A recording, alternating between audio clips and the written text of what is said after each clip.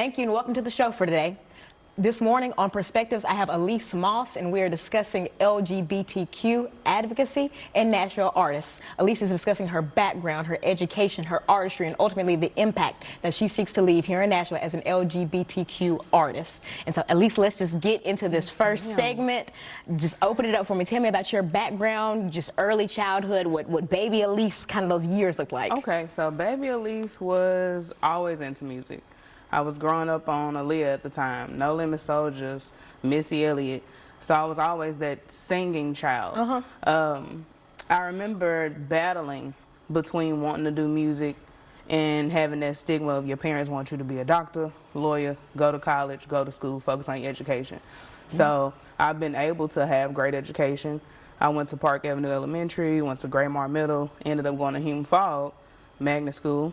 So just always have been in my books, but I realized when I got in high school something was changing, and it was my passion for music. I had friends around me that was like, you know, we want you to be in this group with us. So I started finally writing my own music, and by the time I was 16, I had recorded my first single. And so now tell me about that. In 16, you're a sophomore at Hume Fogg.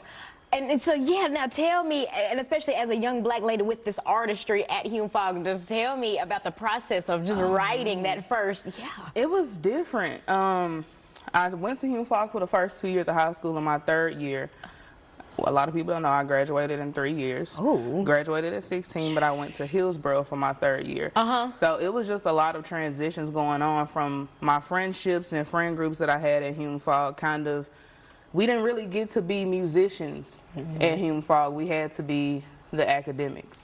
So I was finally able to get out and have different friend groups, and I'm like, I'm in this photography class, and I'm just minding my business, writing on my notepad, and this tall guy named DeMarcus Jordan Ellis, he was noticing. He was like, you write music? And I'm like, yeah. He was like, tell me about where you come from. And I told him about my dad, which is Cool Daddy Fresh, Cashville legend, and my brother's King Hoodie, and he just so happened to know King Hoodie, and they built this kind of close bond, so we kind of formed together, and the music journey just continued from there. My dad took me to his friend's like backyard type studio, recorded my first single called Hit Me Up, and everybody at Hillsborough was challenging me to go do the talent show. Oh, and with the song? With the song. So it was heavy pressure, but that moment was when I knew that this was what I was meant to do. The reaction from the crowd told me like, nah, girl, you got something in you and you better keep going with it. So 16 was a life-defining moment and a life-defining age. And I'm glad you mentioned your father and his influence on just your artistry, because that is so interesting. A lot of people don't know that that's your dad. Yeah. And I want to know, just kind of to wrap this first segment, tell me about just watching him throughout childhood and how that kind of shaped your artistry. Do you feel like it is influenced? Oh, in a major way. One thing that my dad told me when I first started recording was, you go to the studio prepared.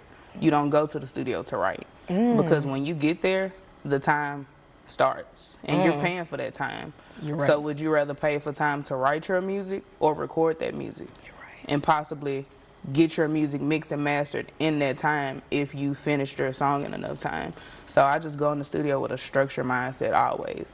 And I like getting into the studio now that it's been a lot of years, over 10 years since that's happened. I like, you know, my writing camps and being able to actually go in and create, but I still keep that structure that my dad gave me when I'm doing something personal of my own.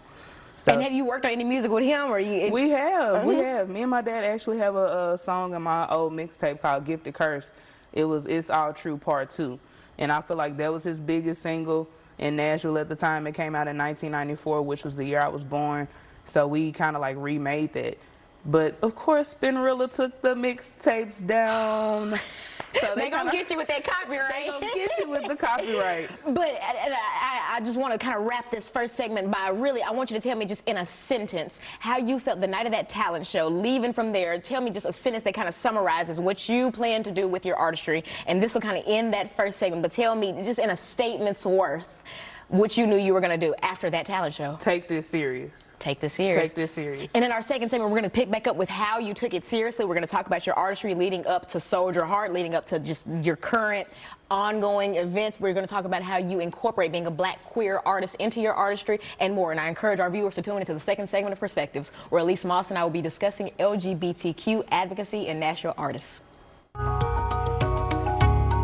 Welcome to the second segment of the show for today. For viewers just tuning in, I am host Alana McLaughlin, and you are watching Perspectives. This morning on Perspectives, I have Elise Moss here, and we are discussing LGBTQ advocacy and Nashville artists. In the first segment, we discussed Elise's background, education. We talked about some of the musical ties that she has in her family, in her day-to-day life, and we left off talking about experiences at Hume-Fogg Academic High School, and we talked about Academic Magnet High School, and we talked about her transition to Hillsborough High School, and we talked about how that artistry kind of took off for her at Hillsborough. And we're picking up in this second segment talking about just really after that talent show. You've written the song, your friends have like hyped you up to perform it, people are loving it, and leaving out from that talent show, you're telling yourself, this is what I'm gonna do. I know I'm gonna take this serious. Tell me the road after that. You're still 16 years old. I was just hanging out with friends over the summer and still writing, still trying to perfect my craft and perfect my sound. And I remember when I turned 18, I started working at St. Thomas, and I met someone whose cousin is Sweet Poison, another artist in the Nashville community, and she was telling me about Poison, and she was telling me about Bree. She was like, I really feel like it'll be good for you to connect with them. So I reached out to Wesley Crutcher, who is the head of 5 Out Productions, and he introduced me to Bree and Young Polo and brought me around them, and life changed immediately when I turned 20. This was about a 4-year process of just changing friend groups and figuring out my craft and what I wanted to do. So I got around Bree, and Wes was like, I just want you to be around for a while, kind of just hang out with us, spend time with us while you're still working on your music. So we got this project together. It was called Jacket for Beats. I had the little Jack in the Box mixtape cover. And Bree had a lot of people called KD. It was KD brand down in Atlanta, Georgia. We had a lot of people that was just like watching 5 Out and what Bree was doing at the time. So when I put that first mixtape out, I did not expect the reception that I received from the community. But that moment changed everything. From that point, we were at video shoots, studio sessions, nonstop, and that's been going on ever since I turned 20, and I will be 30 in September. So for 10 years, we have been busy having that motion and living this moment. I've grown so much as an artist. My sound has developed so much, and just things that I picked up on over the years of being an artist. It's been fun. And I want to kind of break down your journey over these last 10 years. Specifically, I want to ask about being a Black queer artist, a Black queer female artist here in Nashville. I want really to take that in kind of 2 parts. I want you, and as comfortable as you want to be, to explain to me just kind of realizing that sexuality and realizing that queerness and then incorporating it into your artistry. So for me, my best way of incorporating it into my artistry is just being honest with myself, and knowing that when I write in the music for myself, I also have to write from the audience's perspective as well. And I'm not the only LGBTQ person out here. There's other members of this community, so I've always just been brave in my sexuality and who I am.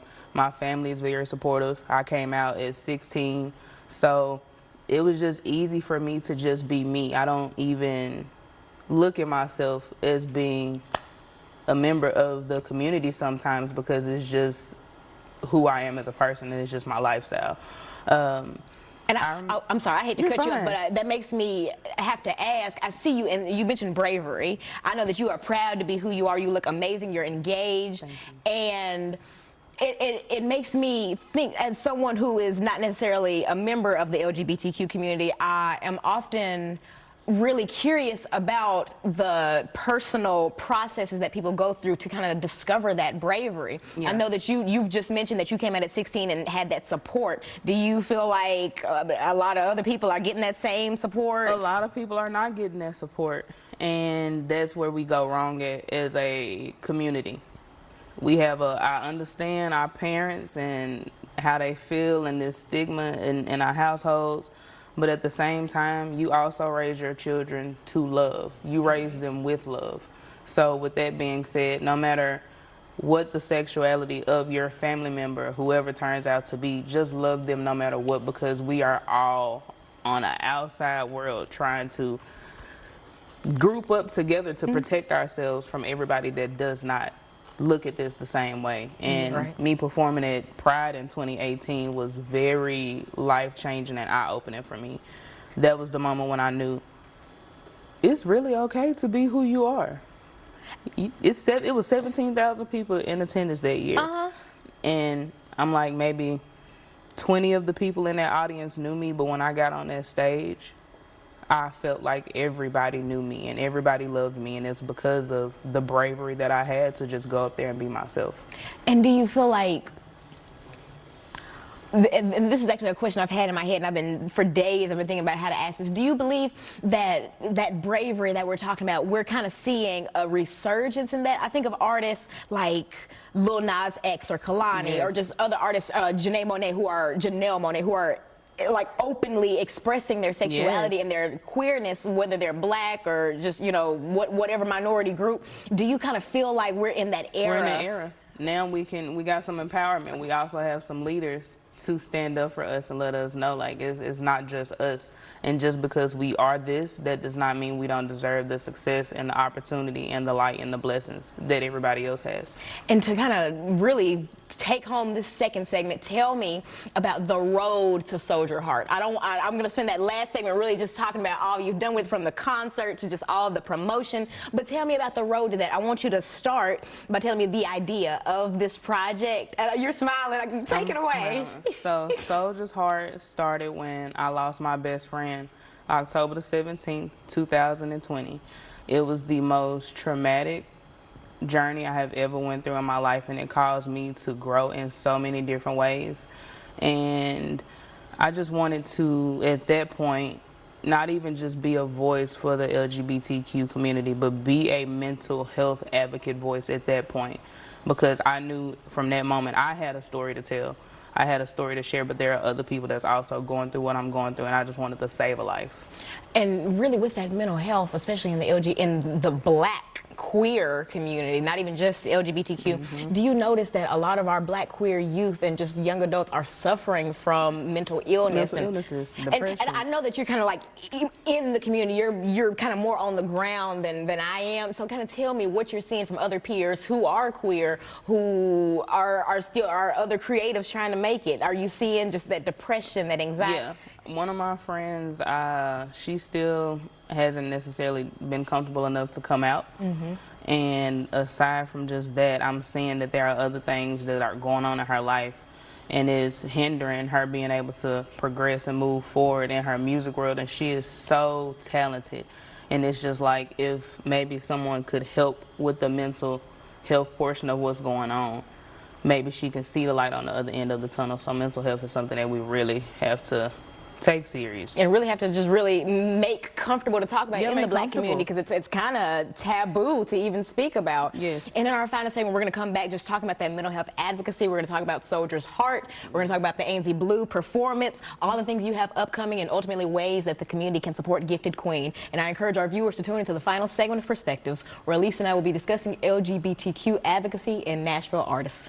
The final segment of the show for today. For viewers just tuning in, I am host Alana McLaughlin. You are watching Perspectives. This morning on Perspectives, I have Elise Moss here discussing LGBTQ advocacy and Nashville artists. In our first two segments, we discussed Elise's background, education, her early career, some of the family ties she has here in music in Nashville. And in our final segment, we're going to talk about her latest project, Soldier's Heart, and we're going to talk about the road to writing that project. We're going to talk about the impact that she seeks to leave through that project and ways that we can support.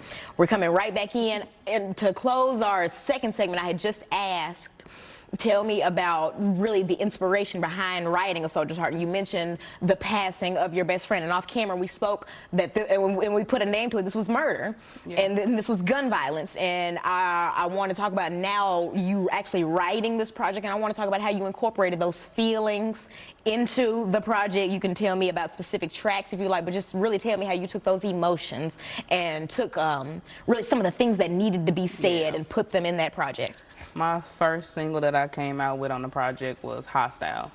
And Hostile was me realizing my energy that I was giving out to other people. After I lost my best friend, I shut myself out from the entire world. It was only a few people that could really just get in touch with me, but I was angry.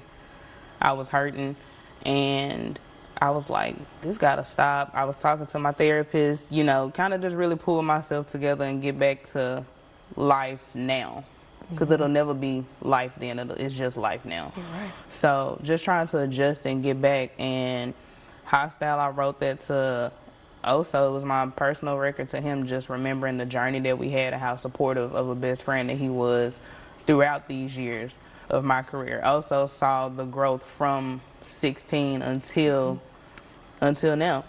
And I just wanted him to feel honored. I wanted him to know that all of his hard work and efforts as a best friend, all of those motivational talks when you have people, you know, you used to being bullied in high school. I know I was. But just being able to have that best friend to always keep me motivated and confident and feeling supported. He was able to help with my mental health over those years. So when I lost him, it's like kind of like my diary was burned in a fire, or I lost a locket, something that kept something safe and sacred to me. Hostile was my favorite one for Oso, as well as Traumatized. I feel like that was my record where I kind of just really said what it was, what happened to me. I pray that everybody that's out here, if you have a friend, please go spend time with your friends. Your friends know when you are not yourself, and my friends knew when I wasn't myself. So that Traumatized is, I've been traumatized for a long time, and I can honestly say that. But I just wanted to let everybody know that you don't have to be captive to your traumas. You don't have to be held captive to your triggers. There's ways that we can get around it. So I just put my vulnerability into my album and wrote to the best of my honesty. And I just put my story out there because it was already kind of out there being on the news and people reaching out on Facebook and social media to check on me. It was already halfway out there. So I just needed to do my portion, which was tell my story of what I feel like happened with me and Oso in our life. And it turned into an album. It turned into a documentary that me and my friends are still working on putting together, and it turned into a show that we just had in October. So I need you to take me through each of those things. Start with the show in October, because I know a little bit about it. I've read about it, but tell me. And this is Anzie Blue? Anzie Blue. And which is a beautiful venue. I believe Anzie Blue was the venue where the prom was held. It was. Yeah, for the kid who wasn't allowed to go to their prom. I know. So I was there. And see, and that's awesome. I was there showing support. And that's that advocacy that we're talking about within the community. Tell me about that event. Tell me the concert, setting it up, getting that venue, everything. It was so much fun. I just knew I wanted this purple and green feel. I needed the purple to represent my favorite color, my artist color, and my heart, and I needed the green to bring in that soldier, that army aspect. And Anzie Blue already has this beautiful purple tone wallpaper. They have these beautiful plush, like green velour curtains, and I'm like, I feel like it was already meant for me to be there. And I think that me being at that prom that they had for B. Hayes, I think it really helped them to realize, like, this is also another person that's in this community that's here. And all I did was just write some letters for the kids, some encouraging words, like, don't let anybody stop you, you know, be confident in yourself. So just being able to be there, I think it kind of helped us lock in the location for the show, just having that relationship and that connection. got a live band together. Most of my band members were females. I had one male, which is Dro Denby. I had Haley Casey and Perry Ashton. Thank y'all so much for being a part of that. I had Simba Alik, who was the editor, director, writer of the documentary. I had to finish the album, which finishing all of this and doing rehearsals all at the same time. At the same time, it's a lot of work. So last summer I was real busy. I was real busy. But it was great though, to say the least. It let me understand how much perseverance I had, how much drive and just strength I had to get through everything, because it was some tired days. I'm tired listening to it. But take me through the documentary. That's what I'm most intrigued about. Yeah, and tell me, this is a Soldier's Heart documentary. Yes, ma'am. So is this kind of documenting the road to the album? Is this like the experiences prior? You tell me in your words. To me, it was documenting the road to getting to the album. It gave me the opportunity to really talk about what happened with Oso, as well as just our life. But it's also going to, once we finish, kind of give that background story. It's going to show some of the places where me and Oso used to hang out. It's going to show pictures and videos of our friendship. Is going to really just bring and tie everything in together. So at some point, this will be on some streaming platforms. Hey now. We just want everybody to, know that mental health is important. Know that it's some music you can go listen to that's going to commemorate what I'm telling you. And it's just, hopefully it's to heal. That's what it was for me. So a lot of people are looking for streams and views when it came to their album. That album for me was strictly about healing for myself and for somebody else. We had a mental health advocate come out and speak and try to get some clients, and I want to say we got 3 souls that night to talk to that therapist and sign up for those services, and that's what I wanted. All I wanted was 1, but God gave me 3. And Elise, how can we join you on this healing journey? I know someone's watching this episode saying, I like what she's talking about. I need to hear this. I'd like to connect with her. I want you to use these last 2 minutes in this segment to take me through future events and then plug your social medias. Okay. Future events, we are probably going to do some park events where I really want to just kind of meet up with my friends and meet up with my fans and give them the opportunity to just, let's come and sit down and talk. Let's do some writing workshops where we journal about how we feel. Let's do some writing camps with artists in the community that may be struggling with mental health. Let's just try to find different ways to bring everybody together. So that's really my biggest thing right now, is figuring out how I can bring my project and bring my message to the community so that it sticks. Y'all can follow me on Instagram and TikTok at GQ_giftedqueen. Y'all stay tuned in, and y'all go listen to me on Apple Music, iTunes, Spotify, Tidal. And y'all go check out Soldier's Heart. It's not a message for just me, it's a message for all of y'all.